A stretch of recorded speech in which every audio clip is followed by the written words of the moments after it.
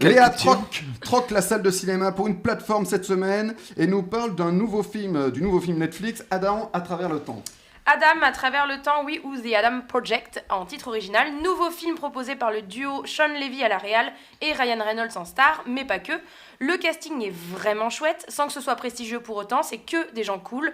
Mark Ruffalo et Jennifer Garner en couple. On attend cette réunion depuis combien de temps ? 22 ans, ouch. Mais aussi Zoé Saldana, qui est toujours une apparition divine et badass à la fois, et ça fait plaisir de ne pas la voir verte ou bleue. Ah putain, grave. Et alors de quoi ça parle ? Alors, de quoi ça parle ? Mais je vais te le dire, Thibaut. Je vais vous le dire. Adam vole un vaisseau spatio-temporel en 2050 pour remonter en 2018, mais il se retrouve en 2022. Ouf. Il kidnappe, bon j'exagère, mais c'est presque ça, sa version de 12 ans et finit par arriver en 2018 pour dadnapper son père. Ce joyeux trio va devoir affronter une antagoniste de 2050 qui n'en est pas encore une en 2018, mais qui t'explique qu'elle est méchante parce qu'elle est ambitieuse et célibataire. J'ai rien compris, voilà. On dirait une règle à Koh-Lanta. On dirait ta question d'avant. En gros, Adam voyage dans le temps et essaye de changer le passé pour réparer le futur. En route, il fait équipe avec sa version ado et son père. Très bien. Sean Levy a commencé sur Disney Channel et a pris son envol grâce à 13 à la douzaine, La Nuit au musée et plus récemment Stranger Things.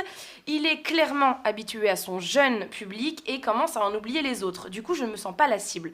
Pas la cible d'un gamin surdoué et asthmatique. Pourquoi les geeks sont toujours asthmatiques ? Est-ce que c'est un truc qui a un rapport avec Dark Vador ? J'en sais rien. Ou est-ce que... Je sais pas, mais j'accepte. Elle est drôle, mais d'où vous l'avez trouvée, elle ?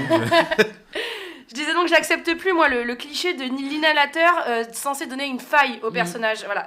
Bon, scénaristiquement... Au-delà de ça, on est toujours quand même un peu au ras des pâquerettes. Alors ça cite Retour vers le futur sans tenir compte des lois que ce film culte a imposées. Le chien s'appelle Hawking, évidemment, mais enchaîne incohérences sur débilité qui ne font pas honneur au vrai Hawking.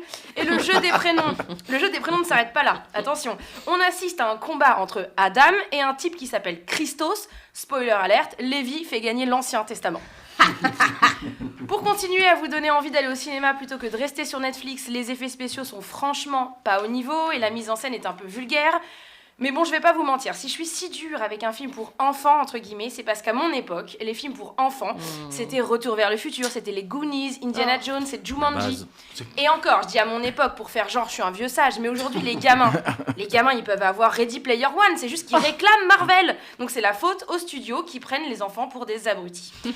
En vrai, le film est drôle, c'est un divertissement appréciable, mais oubliable, comme l'était Real Steel du même Sean Levy, mais en plus bas de gamme, sans jamais être vraiment mauvais.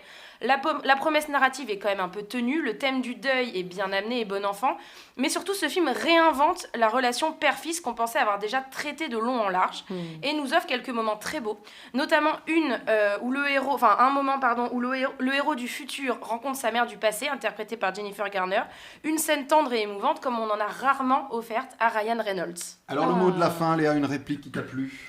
C'est plus facile d'être en colère que d'être triste.